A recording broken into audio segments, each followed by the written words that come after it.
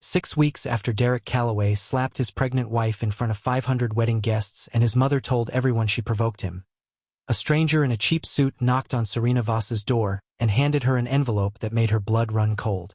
The man who once called her a burden, the man who struck the mother of his child and humiliated her before 500 people, now wanted something from the woman he never bothered to see. He didn't want forgiveness. He didn't want his wife back. He wanted the baby, and he wanted a piece of the $100 billion he never knew she owned. Derek was broke now. His company was gone. Brianna had vanished. But the moment the world learned that the quiet woman he'd beaten to the ballroom floor secretly owned $100 billion, Derek suddenly remembered he was a father, and a hungry lawyer whispered that a newborn baby was the golden key to a fortune. Serena stood in her doorway, one hand on her belly, reading a custody claim from the same man who'd made her bleed, and behind her, in a bassinet, her daughter slept without knowing a war had just begun. But how could a man who struck his pregnant wife stand before a judge and demand her child? What secret was buried in that ballroom footage that Derek prayed no one would ever find? And when Serena walked into that courtroom, calm and unshaken, what 5 words from her attorney would end Derek's last desperate gamble forever? The envelope was heavy in Serena's hand. Too heavy for paper. She stood in her doorway in Tulsa, the spring air warm against her face, and read the words printed across the top in cold black letters. Petition for custody and financial disclosure. Her eyes moved down the page slowly, and with every line, something tightened in her chest. Derek was suing her for custody of a baby he had never held, and for access to the trust he had struck her to the floor without ever knowing existed. Behind her, in the small nursery she had painted pale yellow with her own hands, baby Calvin slept in her bassinet. For weeks old, 6 pounds of soft breathing and tiny fists, the most precious thing Serena had ever touched in her entire life. And this man who had never once asked to see her, was now reaching through a courtroom to take her. Serena closed the door softly. She did not slam it. She had learned a long time ago that the loudest people in the room are almost always the weakest. She walked to the nursery and stood over the bassinet. She watched her daughter's chest rise and fall, and she felt something move through her that she had not felt on that ballroom floor. Not fear, not sorrow, fury, quiet, controlled mother's fury. She pulled out her phone and dialed the one number she trusted more than any other in the world. "Margaret," she said, her voice steady as stone. "He filed. He wants Calvin. And he wants the trust." On the other end, her attorney Margaret Osei was silent for exactly 2 seconds. Then she said the words that would set everything in motion. "Then let him come, Serena. Let him walk into that courtroom. Because I promise you, he has no idea what's waiting for him there." The courtroom was silent except for the hum of the air conditioning and the soft shuffle of papers. Serena sat on one side, calm, still, dressed in a simple navy suit, the worn locket resting against her collarbone where the whole world could see it now. Baby Calvin was home with a trusted nurse. But Serena carried her daughter in every breath she took inside that room. Across the aisle sat Derek. He looked smaller than she remembered. His suit was a size too big, borrowed or old, she couldn't tell. The confidence that once filled every room he entered had drained out of him like water from a cracked glass. Beside him sat his lawyer, a sharp-faced man named Grant Willits, who leaned toward Derek and whispered with the hunger of a man who could already smell a piece of $100 billion. And behind Derek, in the second row, sat Patricia Calloway. The wide-brimmed hats were gone. The powder blue church suits were gone. She wore plain gray, her hands folded tight in her lap, her chin still lifted in that old defiant way, but her eyes darted around the room like a woman who had finally realized the ground beneath her was made of sand. The judge entered. A woman in her 60s named Honorable Ruth Sable, silver-haired, steady-eyed, with the kind of face that had seen every lie a human being could tell. Grant Willits stood first. He painted a picture. He called Derek a devoted father who had been cruelly cut off from his child.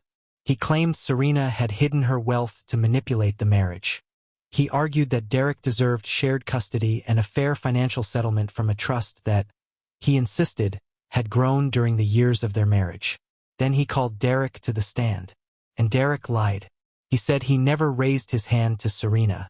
He said the wedding story had been exaggerated, twisted by social media. He said he loved his daughter more than his own life and only wanted to be a good father. His voice cracked at exactly the right moments.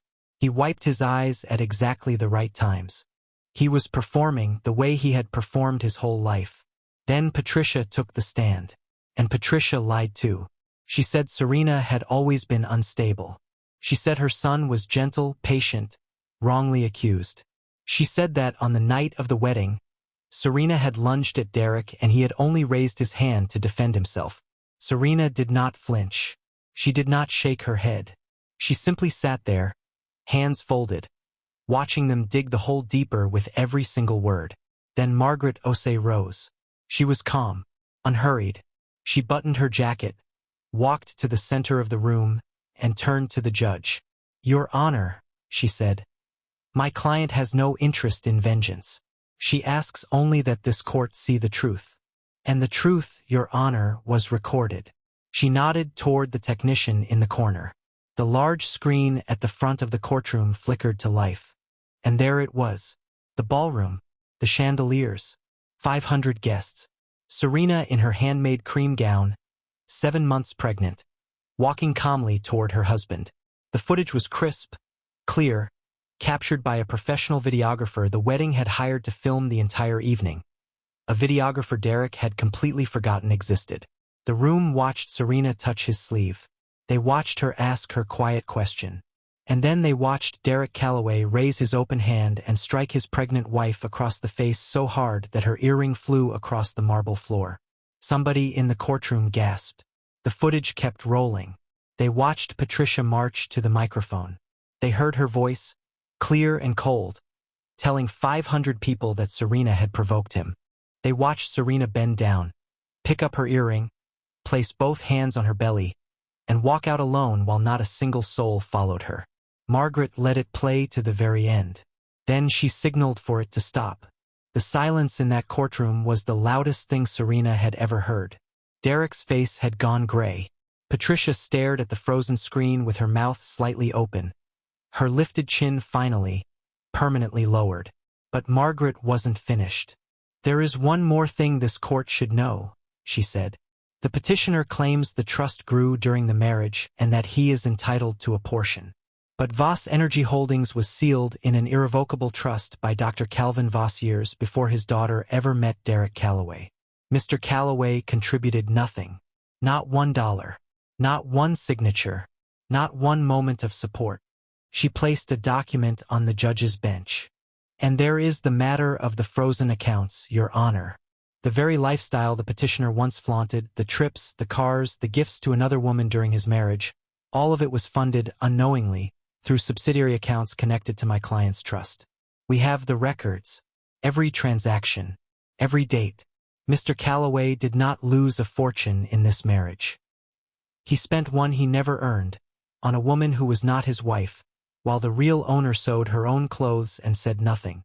Grant Willits shot to his feet, objecting, sputtering, but the damage was done. The truth was already in the room, and truth, once it's out, cannot be put back in the envelope. Derek turned in his seat. For the first time since the wedding, he looked directly at Serena. His eyes were wide, searching, pleading, as if some part of him was still waiting for the woman who used to forgive him everything. But Serena only looked back at him with a calm so deep it frightened him more than any scream ever could. She wasn't angry anymore. She was free. And Judge Ruth Sable, who had seen every lie a human being could tell, folded her hands, looked over her glasses at Derek Calloway and said quietly, "Mr. Calloway, I've seen enough. Before we reach the ending, let me ask you something, and I want you to answer honestly in the comments. If you were Serena, standing in that courtroom, looking at the man who slapped you while you carried his child, the man who let his own mother lie about you in front of 500 people, and now he was reaching for your baby and your fortune, could you have stayed as calm as she did? Could you have chosen dignity over rage? Type yes if you believe silence can be stronger than screaming. And if this story has moved you even a little, do one small thing right now. Turn on the notification bell of this channel if you haven't already. My ex-husband said I'd never reach 5,000 subscribers. Every bell you turn on is proof that quiet women really do move mountains. Let's finish the story together. Now let's return to that courtroom. Judge Ruth Sable did not raise her voice. She never needed to. She looked down at Derek Calloway over the rim of her glasses, and the whole room leaned in to hear her. In 29 years on this bench, she began, I have watched many people come into this courtroom asking for a child. Some come with love. Some come with regret. And some, Mr. Calloway, come with their hand out. Derek's jaw trembled. You struck a pregnant woman in front of 500 witnesses. You allowed your mother to publicly brand her a liar. And you did not file for custody of your daughter until the day you discovered she was worth $100 billion. This court is not blind, and it will not be used as a tool for greed. She lifted a single sheet of paper. Full physical and legal custody is awarded to the mother, Serena Voss. The petitioner's request for financial disclosure and settlement from the Voss Trust is denied in full. And given the documented act of violence, all contact will be supervised, at the mother's discretion, if she chooses to allow it at all. The gavel came down. The sound cracked through the courtroom like the same slap that had started everything. Except this time, it landed on Derek. He didn't move. He sat frozen, staring at the table, as the truth settled into his bones. He had gambled everything on a baby he never held and a fortune he never earned, and he had lost both in a single afternoon. Behind him, Patricia rose on shaking legs. She reached for her son's shoulder, but Derek pulled away from her touch. In that one small movement, something between them broke that would never be repaired. He finally understood. His mother's voice, the voice that had told him for years that Serena was beneath him, that Serena was nothing, that Serena would be nothing without him. That voice had led him straight into ruin. Serena stood. She gathered her small bag. She buttoned her navy jacket. And as she turned to leave, Derek finally spoke. His voice cracked and desperate, barely a whisper. Serena, please, can I just see her? Just once. The whole courtroom went still. Serena stopped. She turned slowly, and she looked at the man she had once loved with everything she had. The man she had married in a courthouse with $40 rings. The man who had struck her to the floor while their daughter kicked beneath her heart. She was quiet for a long moment, and when she spoke, there was no hatred in her voice, no venom, no revenge, only a calm, unshakable truth. You had 3 years to see me, Derek, she said softly. Every single day, I stood right in front of you, and you looked straight through me. You didn't see me when I made your dinner. You didn't see me when I ironed your shirts and hummed to myself in the kitchen. You didn't see me on that ballroom floor, bleeding, carrying your child. She placed a hand gently over her heart, over the locket. You only saw me when I was worth something you could take. She took a breath. I will not raise my daughter to believe that love shows up only when there's money in the room. She will grow up knowing exactly who fought for her, and exactly who reached for her only when it was too late.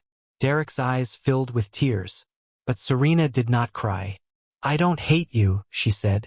I stopped hating you a long time ago, but hate was never what you had to fear. What you have to live with now is worse.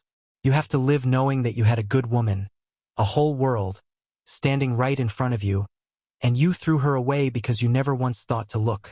And then she said the last words she would ever say to him. Goodbye, Derek. She turned, and she walked out of that courtroom the same way she had walked out of that ballroom. Steady, quiet, head high. Except this time, she was not walking into the night alone. She was walking home to her daughter. The door closed behind her, and Derek Calloway sat in the empty ruins of everything he had thrown away. The months that followed were soft and full. Serena did not chase headlines. She did not give interviews about the trial. She simply went home, to the small house 3 blocks from where she grew up, and she raised her daughter in the pale yellow nursery she had painted with her own hands. She poured her father's fortune into the world quietly, the way he would have wanted. The Calvin Voss Institute grew, funding clean energy in forgotten towns, sending young girls to college, building shelters for mothers who had walked out of ballrooms and courtrooms and kitchens with nothing but their children and their dignity. On a warm evening in late summer, Serena sat on her porch with baby Calvin asleep against her chest. The little girl's tiny hand had curled around the old gold locket, holding it the way a baby holds the whole world without knowing it. Serena kissed her daughter's forehead and whispered the words her father had written to her long ago, the words she would spend the rest of her life proving true. The quiet ones move mountains, baby girl. And you and me? We already have. The sun dipped low. The wind moved gently through the tomato plants, and Serena closed her eyes and finally, fully, breathed. She had been struck. She had been silenced. She had been underestimated by every person who ever thought her quietness meant she was weak. But she had stood, and in the end, standing was the loudest thing she ever did.